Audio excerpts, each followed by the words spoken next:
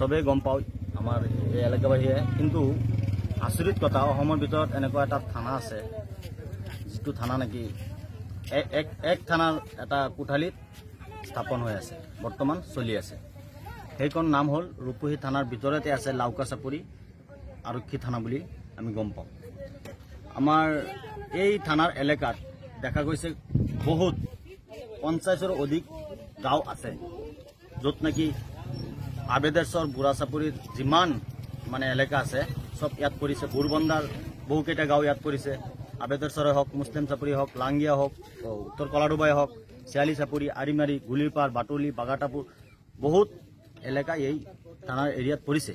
কিন্তু দেখা গৈছে বহুত দূৰত এই থানাখন, গাঁৱৰ পৰা বহুত দূৰত। কিমান কিলোমিটাৰ হ'ব? 40 কিলোমিটাৰ বা 30 কিলোমিটাৰ এনেকুৱা দূৰত হ'ব। যেহেতু নিশ্চিতভাৱে আমি গম পাওঁ, যেহেতু ময়ো এজন এই থানাৰে আৰক্ষীৰ সহযোগী আমি বিডিপিৰ ছেক্ৰেটাৰী। আমি বহুত বাৰ আৰক্ষীক আমি যেতিয়া আনন্দ মিশ্ৰা ডাঙৰীয়া আছিল তেতিয়া আমি স্মাৰকপত্ৰ দিছিলোঁ, আৰু আমাৰ বিডিপি ফালৰ পৰাও আমি বহু ক্ষেত্ৰত বহু টাইমত আমি দাবী জনাইছোঁ যে এই থানাখন যাতে এই বিভিন্ন এলেকা যে আছে বহুত দূৰত হৈ যায়, যিহেতু পুলিচৰো বহুত প্ৰব্লেম হয়। এটা কেছত যদি ভুক্তভোগীয়ে কেছ দিব যায় তেওঁলোকৰো প্ৰব্লেম হয়। কেছ দিব যাওঁতে যাওঁতে যদি চুৰ উঠে বা চুৰত যদি ধৰি ৰাখে, চুৰ পলাই গুচি যায়, এনেকুৱা অৱস্থা হয়। আৰু বহুত ক্ষেত্ৰত মই নিজেই পুলিচক আগবাঢ়ি দি থৈ আহিছোঁ, গাড়ী বেয়া হৈ যায়, এনেকুৱা অৱস্থাত ৰাস্তাবিলাক বেয়া, এনেকুৱা অৱস্থাত থানাবিলাক চলি আছে। কিন্তু আমি বাৰম্বাৰ অনুৰোধ কৰাৰ পিছতো আজিলৈকে থানাখন নতুনকৈ স্থাপন হোৱা নাই। এটা মানে 2021 এটা প্ৰপ'জেল আহিছিল আমাৰ দাবীৰ পিছত যে বুৰবন্দাত 12 বিঘা মাটি এলটমেণ্ট দিব বুলি এটা আহিছিল। তাৰপিছত আৰু আমি গম নাপাওঁ।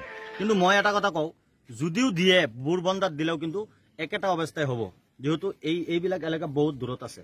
মই বাৰে বাৰে অনুৰোধ জনাই আছোঁ, আজিৰ দিনত আমাৰ অসমৰ মুখ্যমন্ত্ৰী হিমন্ত বিশ্ব শৰ্মা ডাঙৰীয়া যিহেতু গৃহ বিভাগৰ দায়িত্বত আছে, তেওঁক মই দৃষ্টি আকৰ্ষণ কৰিব খোজোঁ যে আপুনি গুৰুত্ব সহকাৰে এই কামটো গ্ৰহণ কৰক। এই থানাখন মজবুত সহকাৰে গাঁৱৰ ওচৰত আপোনালোকে স্থাপন কৰক, কিয়নো এই পিছপৰা এলেকাবিলাকৰ ওচৰত যদি আইন বিভাগ নাথাকে, মাতাবৰজ বৃদ্ধি পায়, আইন যদি নাথাকে বা যদি পুলিচৰ সহজ যদি কোনো ব্যৱস্থা নাথাকে, তেনেহ'লে বিভিন্ন অসামাজিক কাম কৰিবলৈ মানুহে সুযোগ সুবিধা পায়। আপোনালোকে নিশ্চয় গম পাইছে, এটা সময়ত কিছুদিন আগতেই নাৱত পৰি এজন পুলিচো মানে মৃত্যু হৈছিল। আমি নিজে গম পাইছোঁ। আমাৰ লগত কেইবাবাৰো এনেকুৱা হৈছে, আমাৰ লগত পুলিচ অহা যোৱা কৰিছে, ৰাস্তাত নাৱত হেৰি হৈ গৈছে। সেইকাৰণে আপোনালোকে খালি মানে বক্তব্য দিলে নহ'ব যে চৰ অঞ্চলত বিভিন্ন অসামাজিক কাৰ্যকলাপ হয়। আপোনালোকে যদি পুলিচৰো সহযোগ দিয়ে, পুলিচক যদি আগবাঢ়ি দিয়ে আৰু মানুহক যদি আপোনালোকে সজাগ কৰিব খোজে, তেনেহ'লে এই থানাখন ওচৰত আনিবলৈ চেষ্টা কৰক। মই মুখ্যমন্ত্ৰী হিমন্ত বিশ্ব শৰ্মা ডাঙৰীয়াক এটাই অনুৰোধ কৰি আছোঁ, চৰ চাপৰি ৰাইজৰ হৈ, যিহেতু মই এজন চৰৰ মানুহ, সেই হিচাপে আমি অনুৰোধ জনাওঁ যে থানা যদি থাকে নিশ্চয় ভুক্তভোগী পৰিয়ালে নিশ্চয় আইনৰ কাষ চাপিব আৰু ন্যায় পাব বুলি এটা সাহস থাকে, আৰু ভুক্তভোগী পৰিয়ালেও এটা মনত সাহস লৈ হ'ব পাৰে। চৰণত যিটো মাতাব্বৰ ৰাজ চলি আছিলে, আপুনি কি ভাবে থানা বহুত দূৰত থকাৰ কাৰণে মানুহে থানাত নোযোৱাৰ কাৰণে এই মাতাব্বৰ ৰাজ বৃদ্ধি হৈছে নেকি? হয়, বহুত আগতেই আমি যেতিয়া সৰু আছিলোঁ বহুত মাতাব্বৰ আছিল, আগতে শুনা পাইছিলোঁ।